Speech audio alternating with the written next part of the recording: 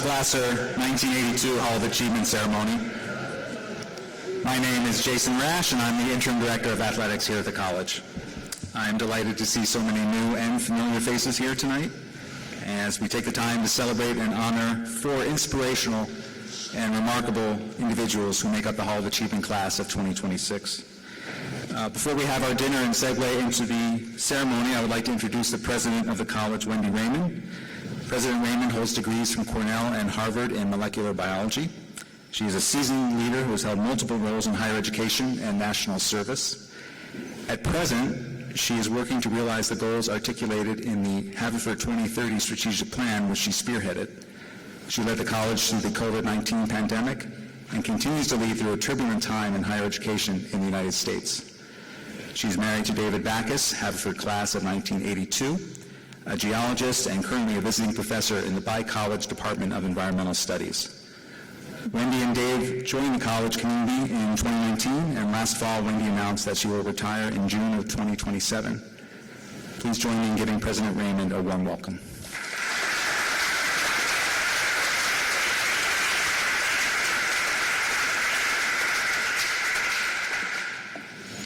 Thank you, Jason, and good evening and welcome home to everybody. It is wonderful to have you here, and of course tonight to celebrate everything that athletics has brought to Haverford for generations and continues to in building scholar athletes, in building leaders, in building people who will change the world for the better. And all of you here who've been part of that know exactly what I mean. It is just a thrill to be here with you. I have so much gratitude for what our coaches and what our athletes have contributed to Haverford and to the world. And tonight we celebrate a few of our stars. Athletics, as you know, is not only integral to Haverford, but a third of our students play varsity athletics and compete at the highest levels.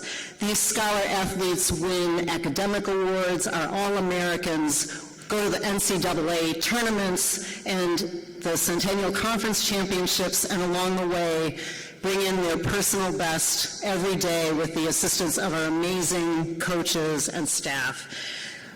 Some of the things that I'd like to highlight right now is that just this spring, 145 scholar athletes at Haverford were named to the Centennial Conference Spring Academic Honor Roll. 145. You know we have 1,500 students here, so that's a tenth of our students, and those are for people who had a GPA of at least 3.4. This year, also in the Centennial Conference, track and field senior Carly Priest, she just graduated. She was named the Centennial Conference Athlete of the Year. You also know that our teams have had amazing seasons. Our women's lacrosse team just returned from the NCAA tournament where they went into round 2. We had cross-country athletes competing in postseason races, doing incredible athletics work for themselves and the team. And we had an historic season for our men's soccer team. Do you know what that record was? A first unbeaten season since 1945. So there you go.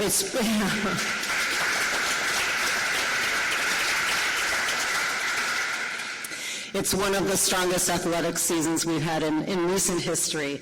Athletics, as you know, is a priority at Haverford, and we see that in implementing the athletics strategic plan, or their action plan, pardon me. If you haven't read it and become a supporter of it, please consider doing that. That's part of Haverford 2030, our overall college strategic plan, which has a lot of momentum and excitement in it, as Jason mentioned.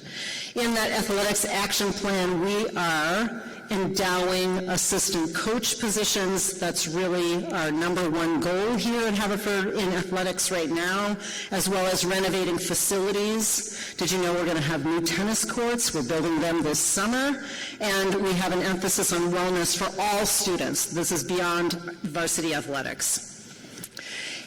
And we are welcoming a new athletics director to the campus in just a month. Krista Racine will join us as our new athletics director. She's coming to us from Drew University, where she has been the AD for quite some time and a career-long women's soccer coach. So that's exciting. Even though she isn't employed at Haverford yet, last week she was at the athletics retreat planning athletics future. Tonight at this Athletics Hall of Achievement, we are in one of our cadences of every other year where we have the opportunity to recognize former athletes, teams, coaches, and or administrators who have made significant contributions to the success of Haverford College athletics. Through their outstanding achievements, these individuals helped to define excellence for and bring distinction to Haverford College and its athletics program. Proud legacy that we have of athletic alumni, including Thomas Glasser, class of 1982, for whom the Hall of Achievement is named, is something that we continue to celebrate, value, and build at Haverford. Although the hall was named after him when it was created in 2007, he was never actually inducted into the hall, and we're delighted to celebrate and induct him tonight, this evening, posthumously. We are also delighted to celebrate our other accomplished inductees. Tamara Rice Lave, class of 90, Jennifer Constantino, class of 2004, and longtime men's cross-country coach, Tom Donnelly.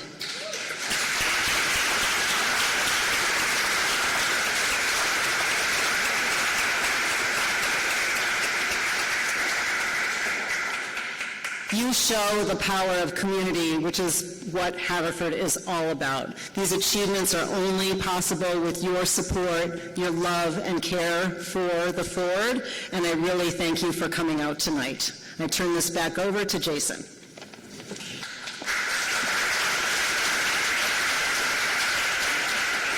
Thank you very much, Wendy. Now as we prepare to enjoy our meal, members of the catering staff will come around and indicate when the tables can go up to the buffet. Thank you very much and enjoy.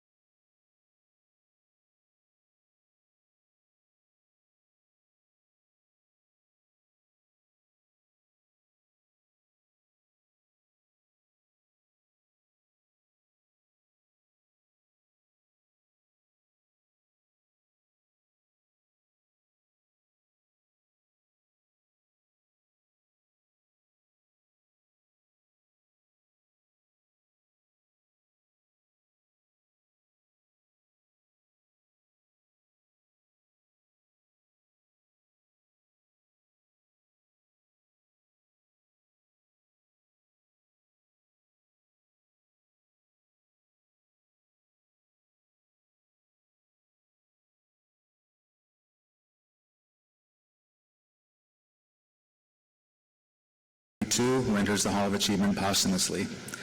Once described by head coach Tom Donnelly as the best all-around track and field athlete of his entire tenure, Tom was the embodiment of versatility and competitive spirit. Tom won the Walton Cup as the top track athlete in both his junior and senior seasons, and he was the team's captain as a senior.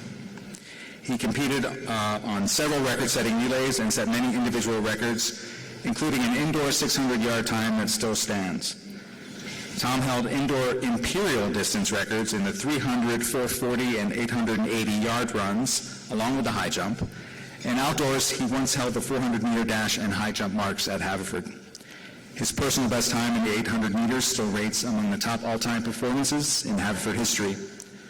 A cornerstone of multiple championship-caliber squads and a varsity cup winner, tonight we honor the everlasting memory and incredible athletic legacy of Thomas Glasser. To tell us more about Tom, I would like to introduce his friend, teammate, and fellow Hall of Achievement inductee and Varsity Cup Award winner, Kevin Foley, from the class of 1983. Kevin was the NCAA Division III National Outdoor Champion in the 1,500 meters in 1981, 82, and 83. Until 2006, he was the only three-time national champion in that event. In fact, when Kevin won his final title in 1983, he did so despite running the race after being in crutches for over a week due to a severe ankle injury. And during his last 3 years at Haverford, Kevin never lost a race on the track to a Division III opponent. It's my pleasure to welcome Kevin Foley.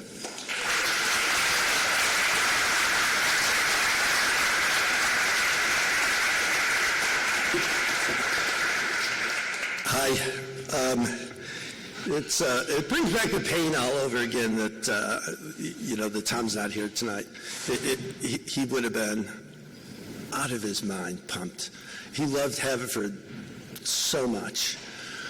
I think probably if I looked at my own athletic career, the single greatest moment was standing on the track.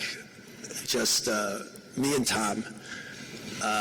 It was Swarthmore Day, 1982, and the Hood Trophy had come down to the track meet.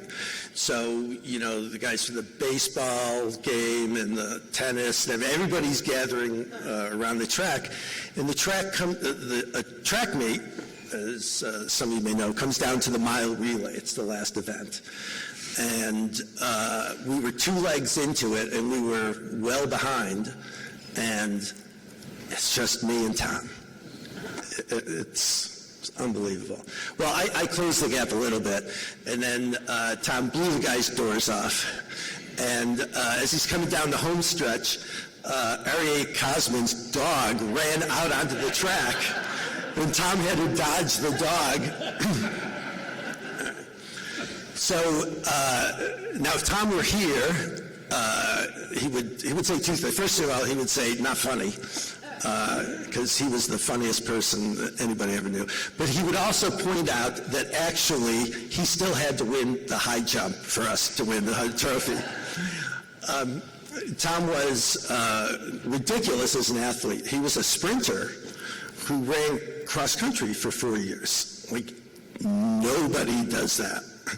He carried us on his back for 4 years against Swarthmore. He'd win the 100, the 200, the 400, the mile relay. He was the perennial conference champion in the high jump. Even though he didn't have the best high jump personal record, he just was a winner. His senior year, he takes up the 800 meters and qualifies for nationals. Our best sprinter, who ran cross country, won the high jump, qualifies for nationals in the 800, wins a gold medal in the Maccabi Games in the 4x400, and he also was on the winning club 2-mile relay team in the 85 Millers Games for the New York AC at Madison Square Garden. So that's Tom as an athlete. I do want to say a few things about Tom. First of all, why is this thing named after him? I didn't actually know he could get inducted, given that it was named after him. It's sort of like Tom was a philosophy major, so you probably appreciate this Bertrand Russell paradox. I don't know if anybody knows it, about the set of all sets that are not members of themselves. So Tom's not a member of himself. He was absolutely the funniest person, and just worshipped and adored by everybody who knew him. I had to write an article about him after he died, and I called it The Thin Man. And if you guys know the William Powell Thin Man movies, where William Powell always has this cast of characters that follow him around, guys he sent up to prison, and Tom was like that. There'd be like Broadway stars and stand-up comics and bond traders and, people with crazy nicknames always around him. And if you were with him, we would go to his favorite restaurant, and throughout the course of the night, every waiter would come up and shake his hand, and they loved him. Like, if you were at a ball game, guys behind you are buying you beers because that's who he was. And he had a particular thing for, I could picture a couple parties, we're like out in Long Island, Wall Street kind of thing. The grown-ups are, having grown-up conversations, and Tom's in the backyard getting chased around by the 5-year-olds. Like, it's dogs and children always found their way to Tom. I brought a couple props. Has anybody ever written a play about you?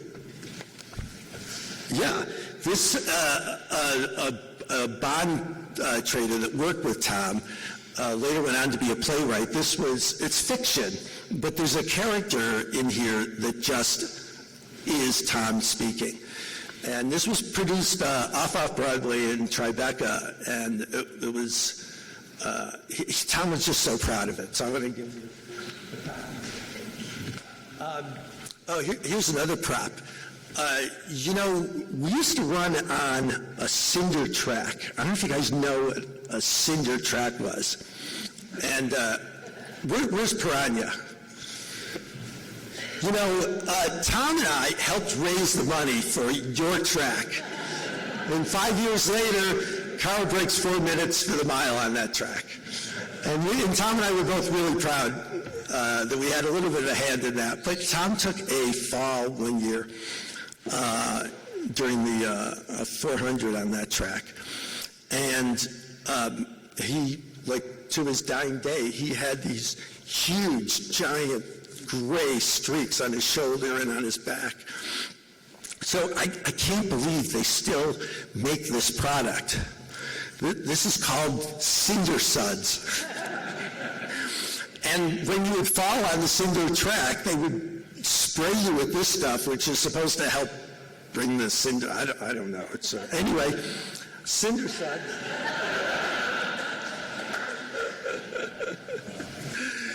So,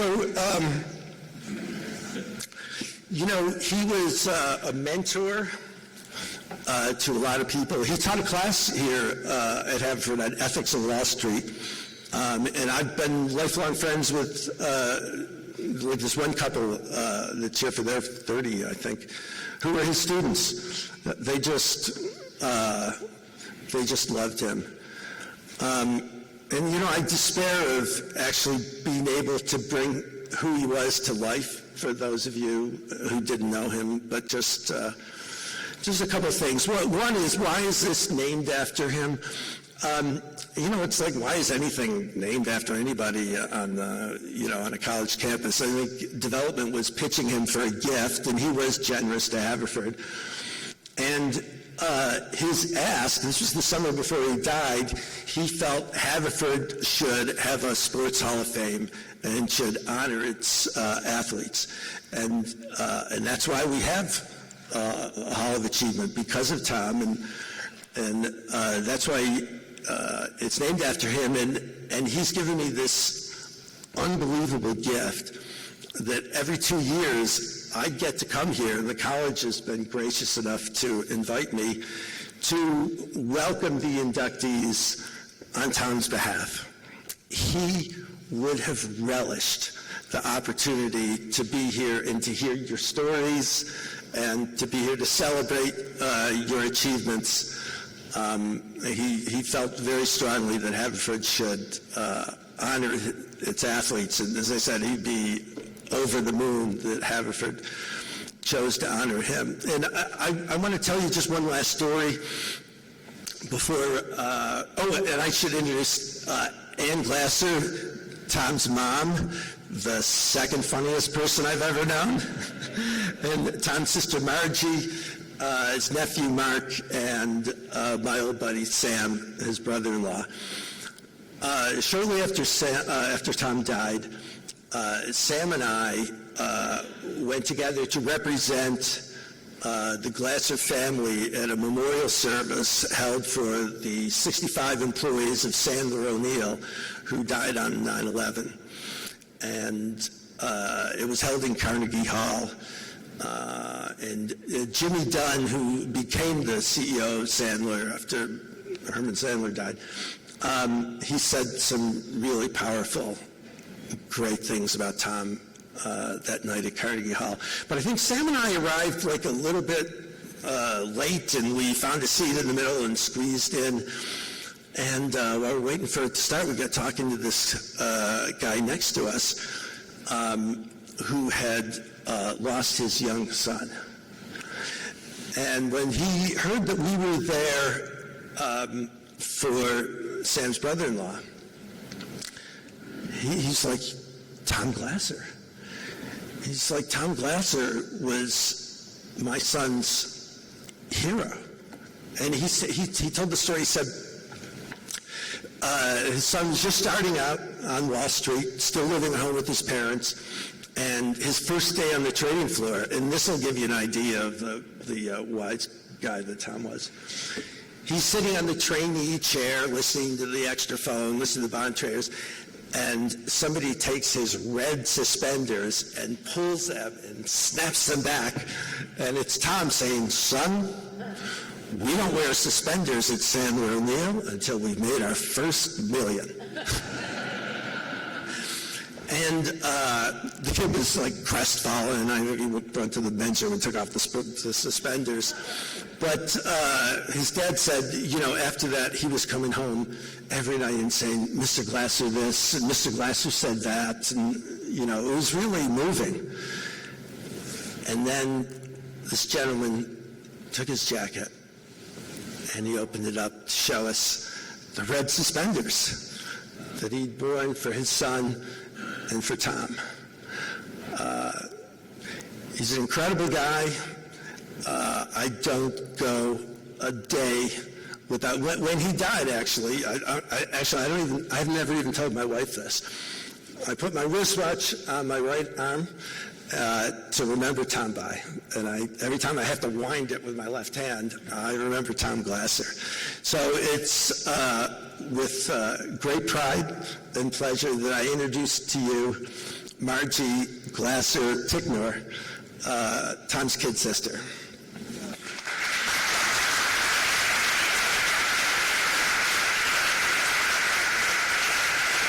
I'm going to stand here, and then we're going to do a photo.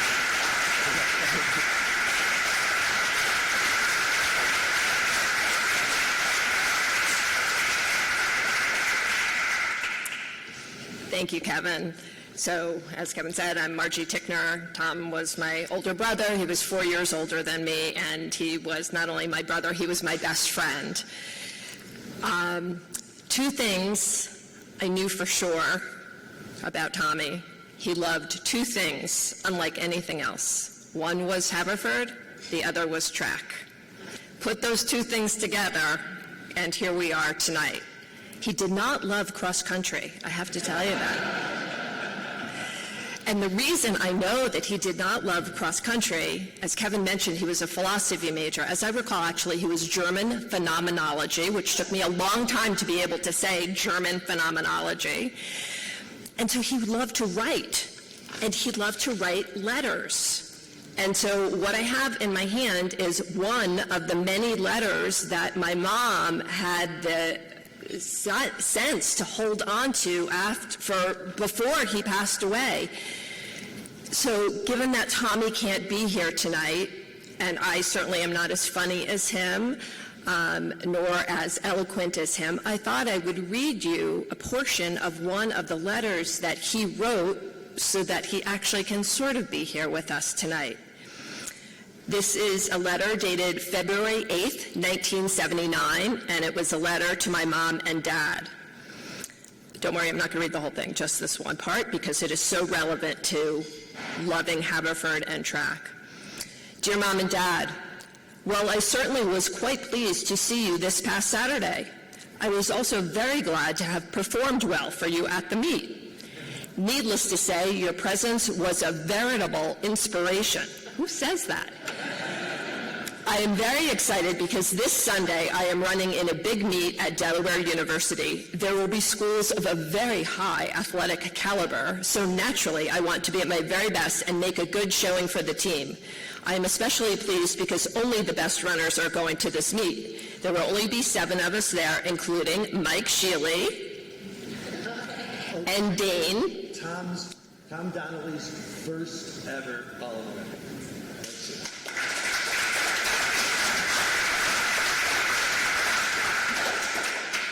Our top distance men.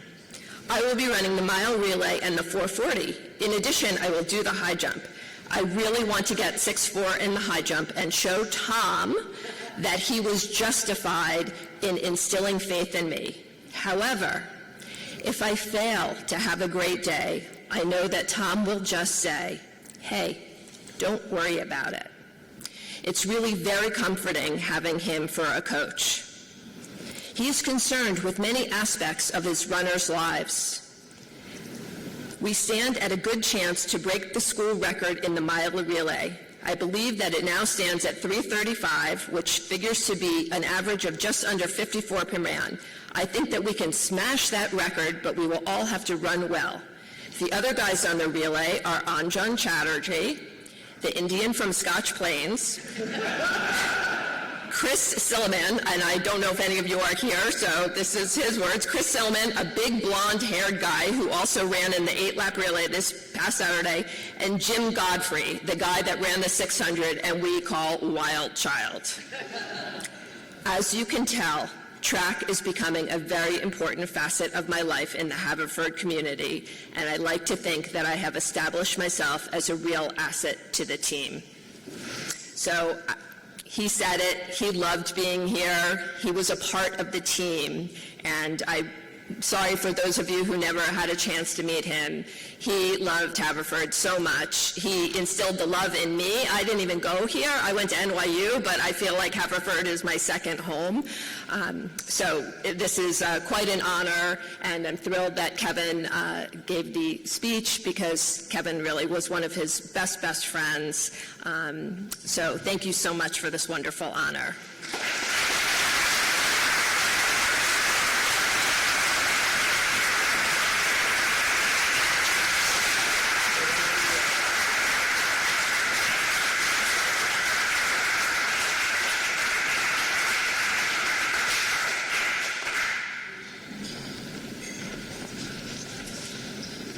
Thank you both so much. Our next honoree this evening is Tamara Rice Lave from the class of 1990. Tamara is a program pioneer who laid the foundation for the elite trajectory of women's distance running at Haverford. As a captain of Haverford's very first varsity women's cross-country team, she was a back-to-back individual conference champion, a 2-time Mid-East regional champion, and a multi-time NCAA All-American on both the cross-country course and the track. She graduated holding school records in the 3,000, 5,000, and 10,000 meters. To present Tamara into the Hall of Achievement, I would like to introduce her former head coach, Fran Rizzo. Riz, as he's known to the student athletes and pretty much to everyone else, led the women's cross-country and track and field programs for 32 years, during which time he coached 49 All-Americans, and his teams won 14 Centennial Conference titles. Riz's teams were represented at the NCAA championships either as a team or with individual participants across 25 seasons, and he won the Centennial Conference Coach of the Year 7 times and Regional Coach of the Year on 3 occasions. Riz.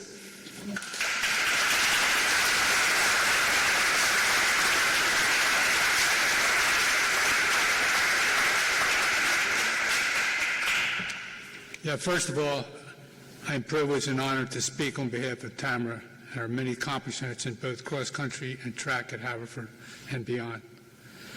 During her time at Haverford, she helped create the first NCAA women's cross-country and track programs in the history of the school. Her approach to the sport set a standard of competitiveness and team unity for future teams. As a first-year collegiate coach, Tamara helped me deal with the many nuances in the position. She went on to lead the team, winning races at the conference and regional levels. Winning took a great deal of training on her part. Her training consisted of 8 to 10 mile runs and beyond on a daily basis, along with maintaining a heavy course load of academics.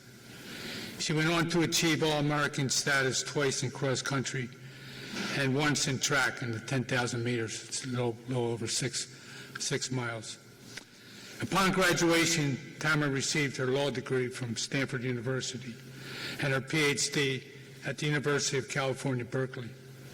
In between stints, she volunteered at the Casa Alonza Orphanage Legal Society, helping girls transition from straight life to stability.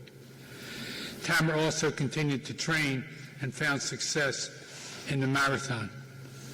Among her 5 marathons, she was the first American woman in the prestigious Suzuki Marathon held in Japan. She also qualified in the 2003 Women's Olympic Trials, placing 19th. Her most impressive athletic achievement, however, was making the World Championship team representing the United States in Paris in 2003. Tamara is also considered an expert in the field of sexual assault on campuses. She has written many articles and given speeches on the subject. She has also written a book titled Sexual Campus Defending Due Process. According to one expert in the field, he writes, "Of all that has been written about Title IX and sexual misconduct, Tamara Lave's work is without question the most thorough, most thoughtful, and most unbalanced." Tamara's present position is professor at law at the University of Miami. She also directs the litigation skills program. Among Tamara's efforts and talents, her most impressive one is that she makes people around her better. Tamara resides in Miami with her daughter, Adelanda, who's an aspiring soccer giant. Thank you.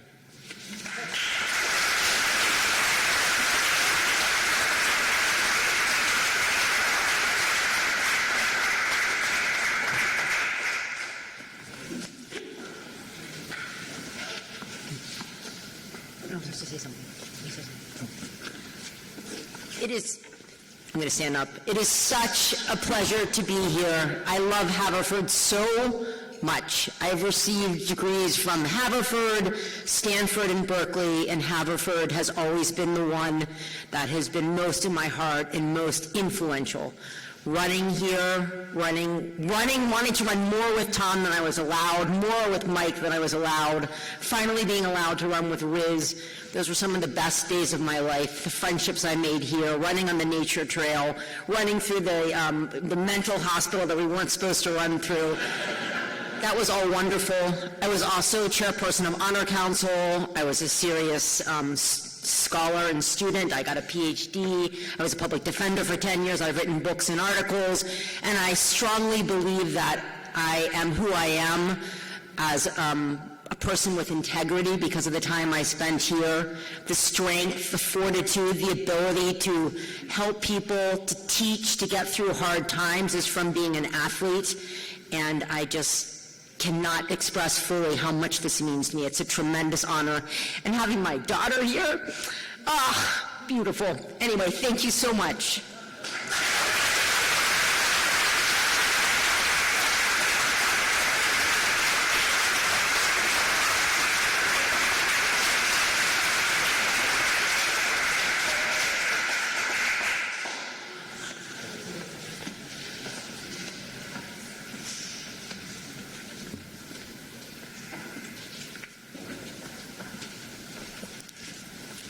Thank you both so much. Our third honoree this evening is Jennifer Constantino from the class of 2004. Yes, volleyball table, yes. Jen redefined dominance on the volleyball court at Haverford, a two-time American Volleyball Coaches Association All-American and a four-time first-team All-Centennial Conference selection. Jen anchored an era of unprecedented success during which the team recorded 92 victories and the program's first-ever Seven Sisters Championship during her time here. Jen single-handedly propelled the Fords onto the national stage, leading the team to multiple NCAA tournament appearances. Decades after her final match, Jen's name still sits at the absolute top of our record books as Haverford's all-time leader in single-season kills and points. Here with us tonight to tell us more about Jen is her friend and teammate, Stephanie Frank Scribner from the class of 2003. Stephanie was a multi-year team captain and a three-time All-Centennial Conference honorable mention. Stephanie was also selected as the team's MVP or co-MVP 3 out of her 4 years on the team. Please welcome Stephanie.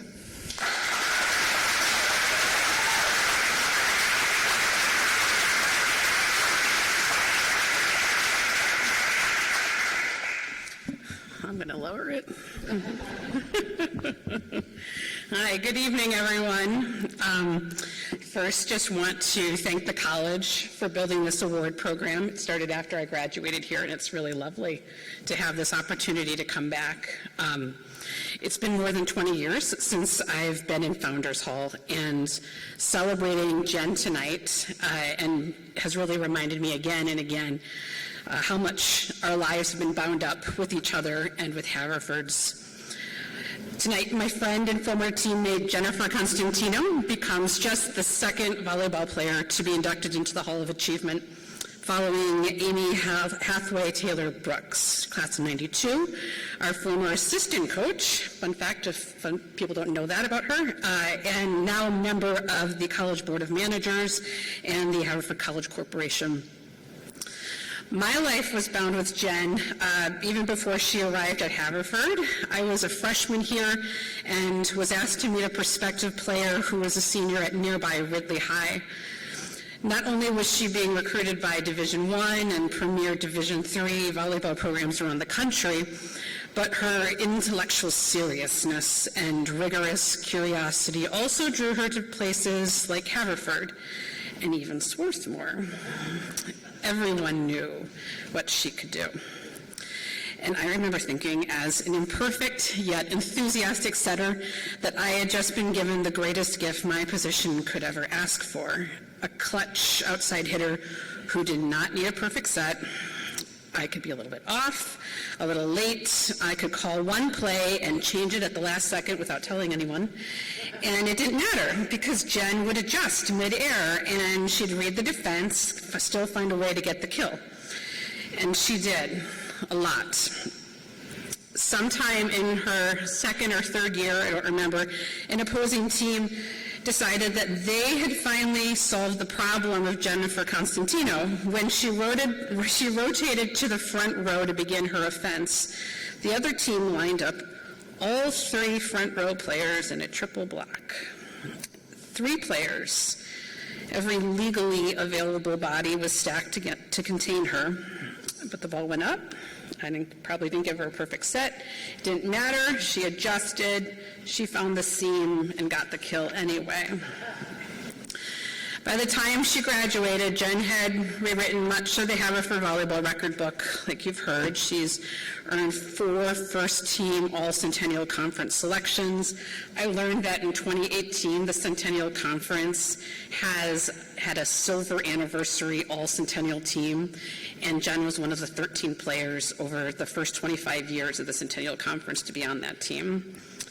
And she helped lead the program to its first Seven Sisters Championship under our coach, Amy Bergen. Amy once wrote that, or said that, described Jen as being smart, patient, and feared. But if you watched her closely, you know, the most remarkable thing was rarely what happened when Jen earned a kill. It was what happened afterwards. You'd hear the ball hit the floor, and before the point had even been tallied on the scoreboard, Jen was already turning, eyes bushy bright, pointing toward the passer or the setter, making sure someone else was included in the moment. And that spirit of inclusion extended well beyond the court. Our team came from everywhere: Massachusetts, Georgia, Minnesota, Wisconsin, California, and even Japan, and somehow became one community to meet sometimes some big challenges as a team and our small ones. And a big part of that was Jen and her family.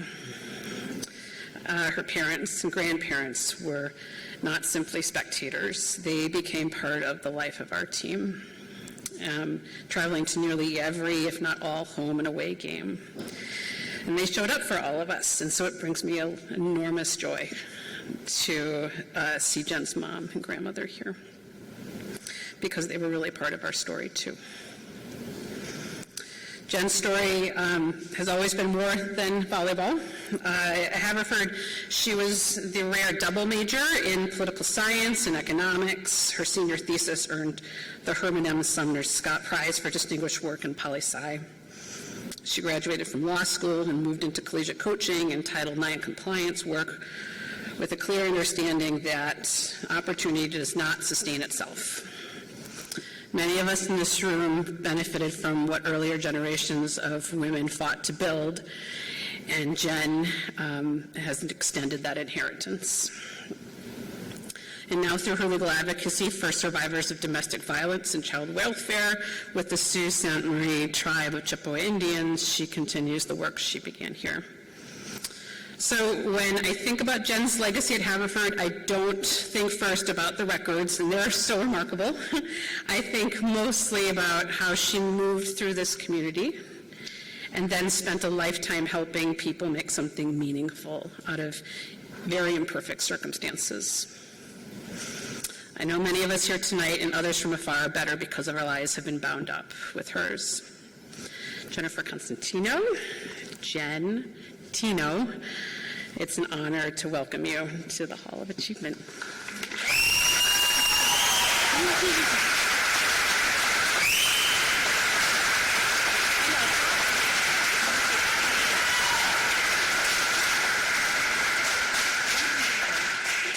This is for you. Should I hold it? Okay, I'll hold it. Okay. Thank you so much. I'm so honored to be standing here tonight, and I have to admit it feels a little bit surreal. Steph may or may not know it, but she is the reason I chose Haverford College. I had my decision narrowed down to Haverford and that other school down the road, and I spent the night with Stephanie on campus. Steph and Laura McDonald introduced me to the marvel that was the chocolate-filled breadsticks at the Coop. But that night they also introduced me to everything that made Haverford College volleyball so special. Under Stephanie's leadership, a diverse group of very strong women came together to form a family that worked hard and played even harder, and shocked the Centennial Conference by winning 30 games my freshman year. C.S. Lewis once said that friendship is born at that moment when one person says to another, "What? You too? I thought I was the only one." Looking back, I'm sure we thoroughly confused opponents when we did the hora as part of our pregame ritual. But it didn't matter if other teams understood us. We understood us. And we were willing to do anything to help each other succeed, even if that meant dancing and singing in public sometimes. So to my teammates, especially Steph and Teresa, your encouragement, trust, and camaraderie mean more to me than you will ever know. From late nights sharing magical breadsticks to lifting the Seven Sisters Tournament trophy on our home court in 2003, the memories we created together hold a special place in my heart. From my first club coaches to my last coach, Amy Bergen, I was blessed with coaches throughout my career who challenged me on and off the court. Some advice, like from my 14's club coach, Slava Duzia, don't play like a fish, in other words, stay out of the net, only apply when you're on the volleyball court. But Coach Bergen's lessons about how to be an effective leader, how to persevere through adversity, and how to overcome a broken heart, those lessons are invaluable, and have helped me countless times since the last whistle blew. To my extended family, John and Ginger Constantino and Madeline Constantino, and my family who are not able to be here tonight, in so many ways, you were my first teammates. Thank you for teaching me what it means to really show up for the people that you love. To my mom, Monique Constantino, and my mom, Carol Constantino, thank you for showing me that it's possible for a strong woman to succeed in this crazy world while maintaining her individuality and her compassion. To the friends who have become family, Aaron, Mike, Kim, thank you for being you. Having you by my side has made all the difference in my life. Thank you for being there as we push through the early morning workout sessions, survive the late night study and thesis writing and rewriting sessions, celebrating our wins and learning from our losses. Two of the biggest fans Haverford Volleyball has ever had are smiling down at us tonight from the best seats in the house. My dad, Jim Constantino, and my pup-up, Nick Constantino. They were my first coaches and my most dedicated cheering section, even though sometimes that meant they weren't allowed to sit next to anyone else in the bleachers because they were a little too intense. I love them and I miss them both more than I can put into words, and I know they would have both loved to be here physically with all of us tonight. Thank you again to everyone at Haverford for this amazing honor. Viva la Fort.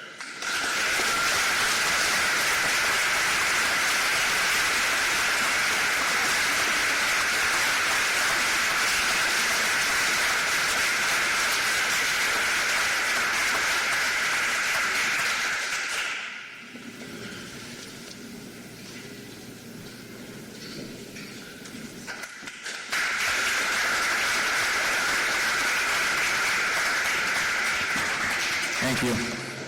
I've had the pleasure and the privilege to work with our final honoree of the evening for the past decade. Tom Donnelly is one of the most humble and modest people I know, and he doesn't like anyone to make a fuss over him. Well, Tom, I'm sorry, but tonight we're going to make a little bit of a fuss. Tom is a 2014 United States Track and Field and Cross Country Coaches Association Hall of Fame inductee, whose teams brought home 77 conference championships. He coached 29 individual NCAA national champions, and his athletes collected 176 All-America honors. This coaching icon guided the men's cross-country program to the college's first ever NCAA team championship in 2010. He consistently molded generations of student athletes, and he left an indelible mark on the world of collegiate athletics upon his retirement in 2023. In addition to his coaching achievements, Tom was also a pretty good runner in his own right when he attended Villanova University in the late 1960s. And when I say pretty good, I mean that he was an 8-time All-American in cross-country and track and field, a member of 3 NCAA cross-country national championship teams, as well as 1 NCAA indoor track and field championship team. Oh yeah, and he was a 3-time Penn Relays champion, so he did okay. Presenting Tom to the Hall of Achievement is Doug Mason from the class of 1981. Doug competed for Tom all 4 years at Haverford, and he eventually went on to be the school record holder in the 110 high hurdles, as well as a record holder as part of the conference champion 4x100 relay team. Doug began coaching at Haverford in 1989 as an assistant for the men's track and field team and shifted over to the women's team in 1995. As the United States Track and Field and Cross Country Coaches Association Indoor Track and Field Mid-East Region Assistant Coach of the Year in both 2009 and 2010, Doug helped the Fords win 6 Centennial Conference Indoor Track and Field Championships, including 5 straight from 2006 through 2010. While Doug was a student at Haverford, he even went out for cross country as a junior and a senior, despite being a sprinter, partly just to be on the team, but also to better understand the mindset of his teammates who were distance runners. As Tom says, Doug was always a coach even before becoming a coach. Please welcome Doug Mason.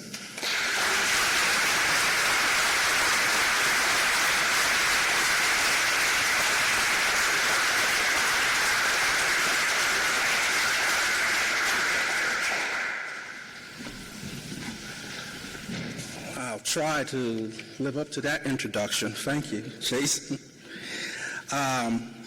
First of all, I want to say congratulations to Tom, Tamara, and Jen, who I was fortunate, or probably just old enough to have been Tom disco Glasser's teammate and witness the greatness of these other inductees. Tonight, we add to that list a man whose name is already etched in the history of Haverford College and into the history of Division III athletics and into the lives of generations of young people who walked onto this campus unaware of who they were and walked away knowing exactly who they could become. I have the privilege of introducing Tom Donnelly. But titles alone do not capture Tom. Numbers don't capture him. Records don't capture him. People do. You've heard the numbers of championships, All-Americans, individual national champions. The first Carl Peragna is here, the first Division III sub-4-minute miler. The only person I know as a Division III athlete to compete in the Olympic trials wearing a Haverford singlet.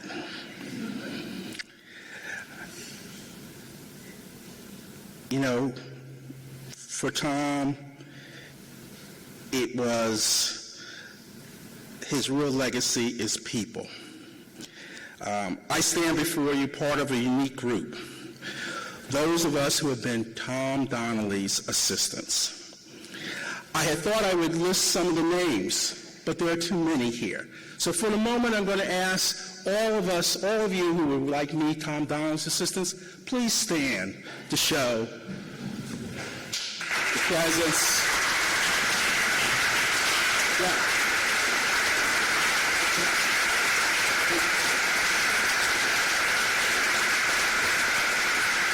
You know, I arrived at Haverford College in 1977, chasing the academic excellence that it offered. I didn't run track in high school. I tried it out here. And I fell in love with the sport because of Tom Donnelly. I remained a student at Haverford College because of Tom Donnelly. Haverford College in the 1970s could be a challenging place. But Tom was a bright light of understanding and support of humanity. He believed in me before I believed in myself. After graduation, because of Tom's encouragement, I began coaching. I ran for Tom for 4 years. I spent 6 years as his assistant and mentor.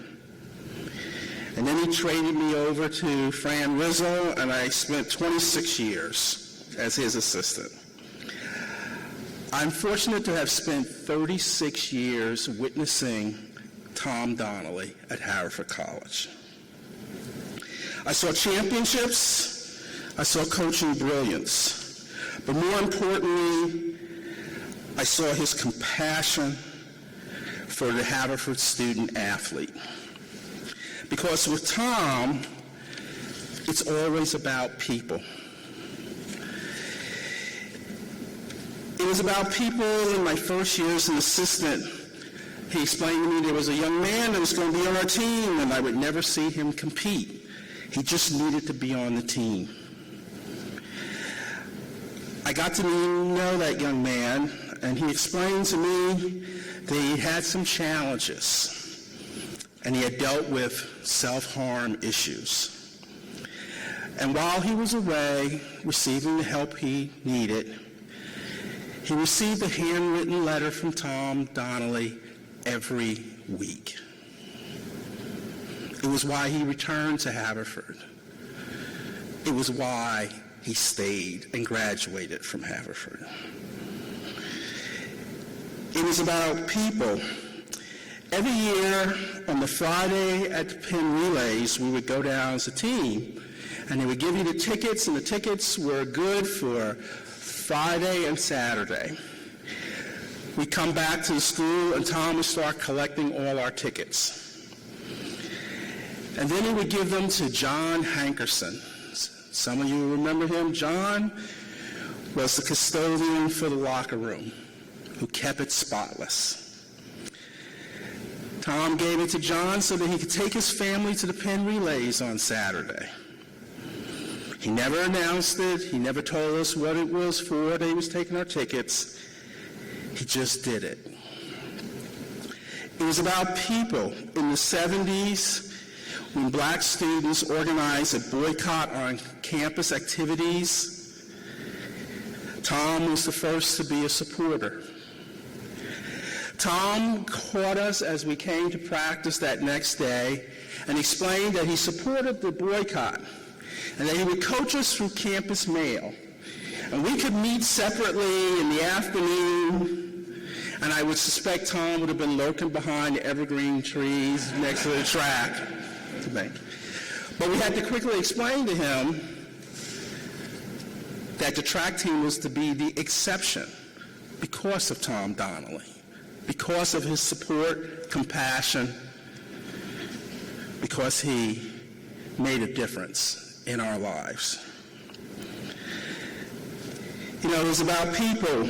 Tom insisted that Haverford needed to create a separate coaching position when women were brought into the NCAA because he knew equity was not a slogan, it needed to be a structure. And after a few years, in typical Tom fashion, when they needed a coach, Tom said, I know a guy, Fran Rizzo, we'll get him over here. And he let Fran know what he got himself into, and he stayed. And I was honored to have served beside him for 26 years. It was about people. When Villanova sought the advice of the legendary coaches Frank Gagliano at Georgetown, John McDonough at Arkansas, as who would be their next coach, they just told them, you got to look up the road at Haverford College. Tom Donnelly's your man to take over Villanova. Tom could have left for the bigger stage at that point.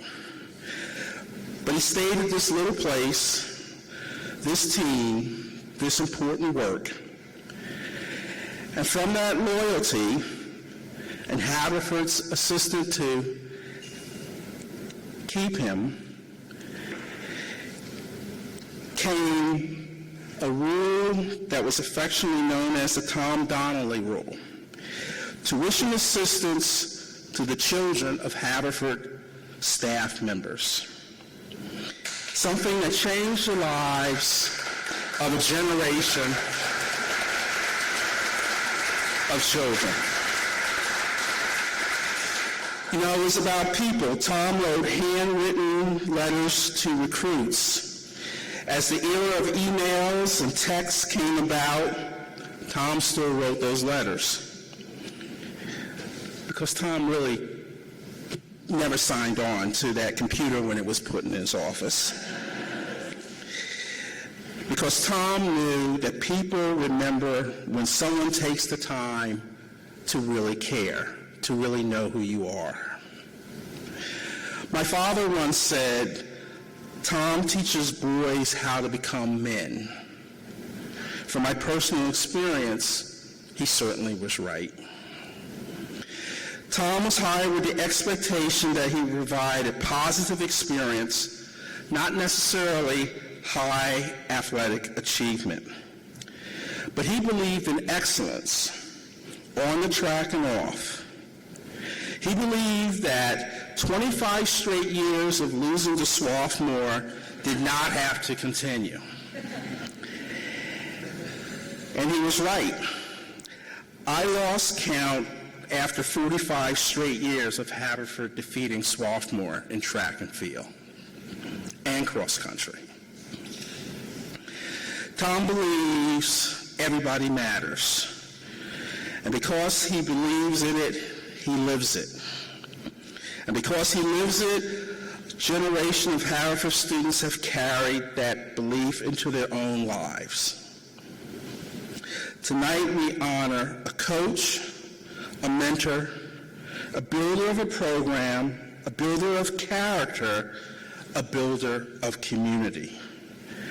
But more than anything, we honor a man who spent nearly half a century proving that greatness is not measured by the size of the stage, but by the depth of one's impact on people.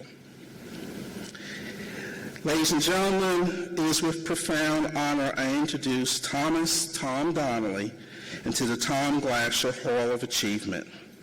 Tom, please come forward.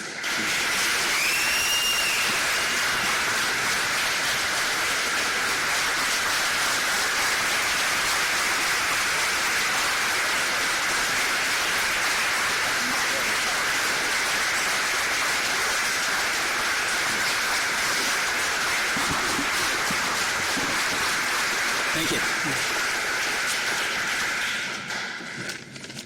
There's something here I'm going to read towards the end, but it's not much. I've never read anything at one of these things. But first of all, Doug, thank you.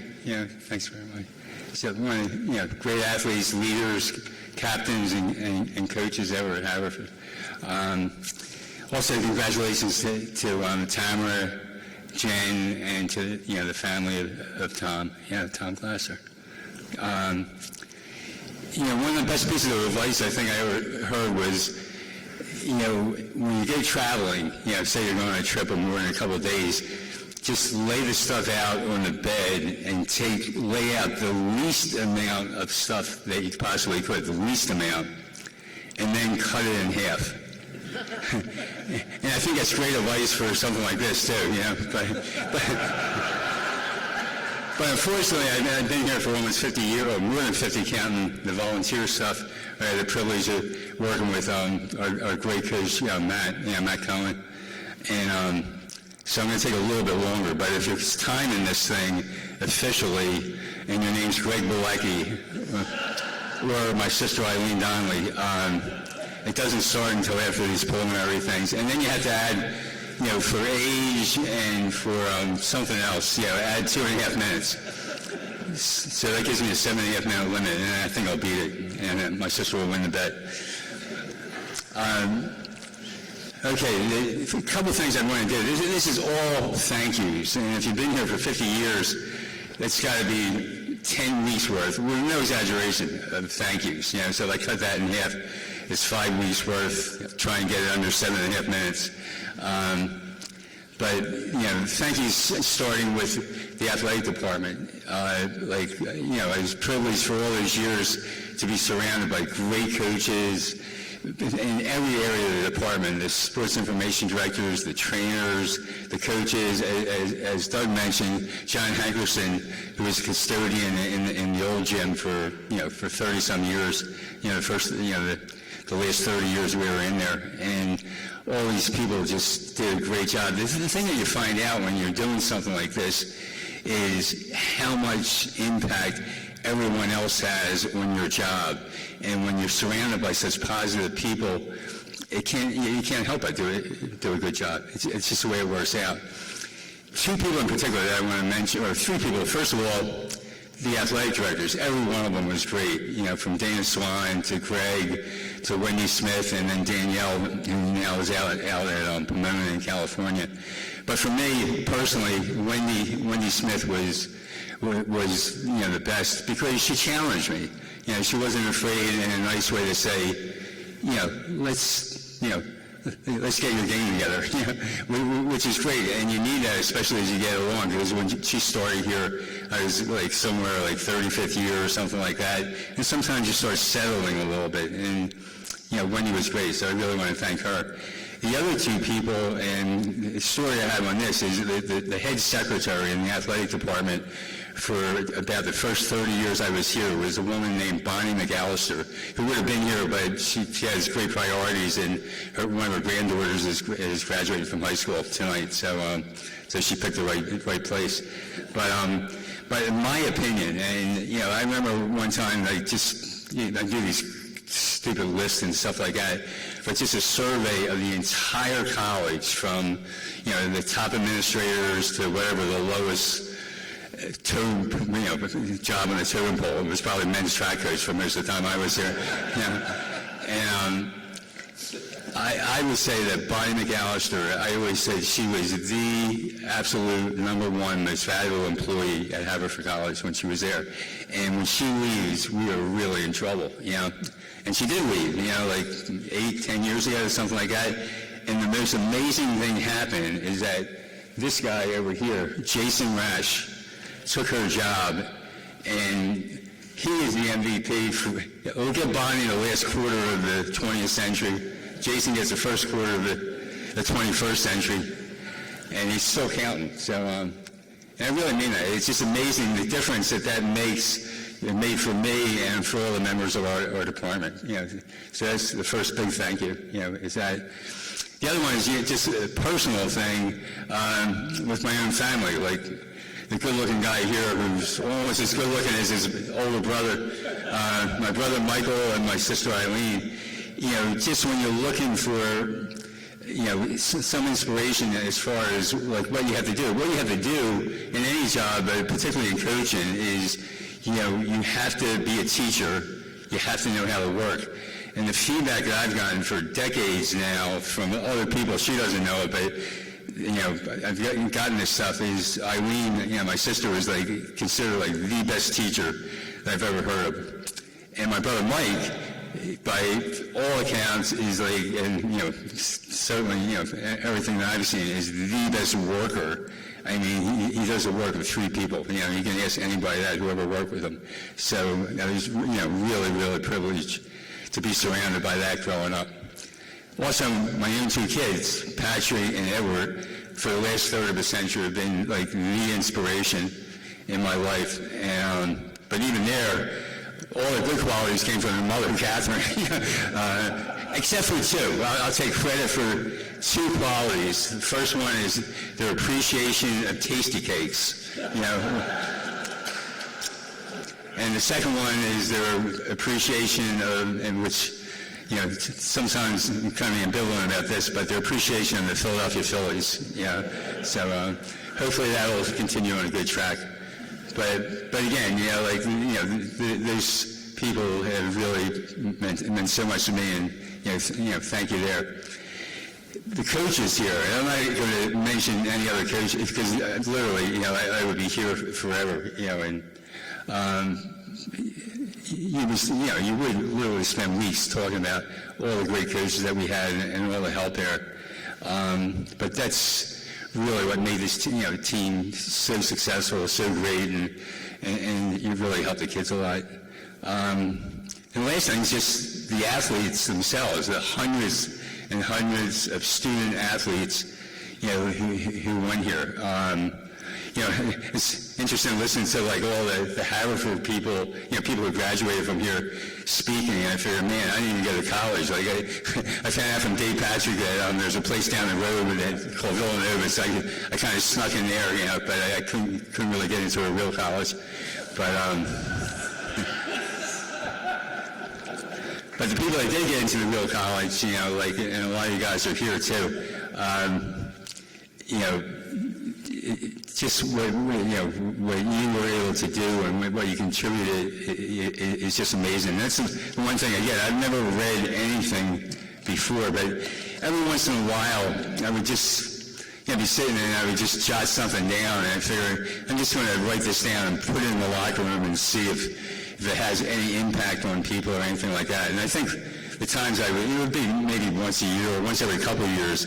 And I think when I would do it, you know, you can see people like rolling their eyes and stuff like that, like, you know, here we go again. But I think in some ways, some of the stuff for some of the people did sort of get through, you know, and I think, I'd just like to read one thing because I think it gives you an idea of what we tried to do as a team. You know, the coaches, myself, and the kids themselves, the most important part of the team. So I have to wear these things too. Okay, a few reflections while thinking about this team. When I say this team, it could have been any team, any season, cross-country, indoor track, outdoor track, any year that I was here. Haverford College is honored by having you as students at this college. Your coaches are honored by having you on this team. You are privileged having each other as classmates and teammates. Some of you are blessed with the ability, vision, and ambition to be conference point scorers, conference champions, even All-Americans, and possibly national champions. All of you have the capability of surpassing self-imposed limitations and rising to the level of achievement you or others never dreamed possible. All of you can be better than you are now. All it takes is a dream and a determination that nobody can stop you from fulfilling that dream. What we all need is confidence that we can be better, and confidence is nothing more than hard work. Hard work every day, every workout, every way in which you live your life on and off the track or field. You can be the typical American college student or athlete, or you can be something better. You can be one of the boys. I think Doug mentioned this. Maybe you read this. You can be one of the boys, or you can be one of the men. The first type is easy. The second takes commitment. Ironically, once you make that commitment, as hard as the work involved is, there is a release of pressure, tension, and doubt that enables you to achieve your goals and to truly become champions. Champions that you're capable of becoming as individuals and as a team. The goal is not so much to win as it is to excel. Everyone can do that regardless of natural talent. With commitment, we are all capable of achieving excellence. And that's, basically what our team is all about. It was about holding yourself accountable, holding your teammates accountable, getting out there every day, showing up, hey, let's go out and have some fun, and taking it from there. So that's what I did. I even got paid for this too, which is amazing. So thank you very much.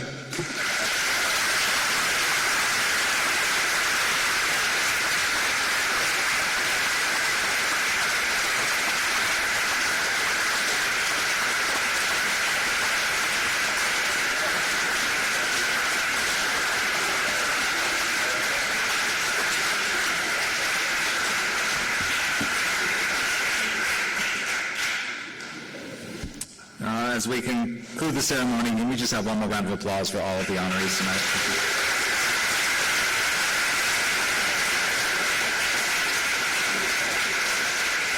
I'd like to express my appreciation to the excellent catering staff and to the great work of the athletics communications team, Karen McCauley and Matt Nissenfeld, along with the athletics department executive assistant Susan McCabe and director of athletics advancement Joe Glessner. Thank you all so much.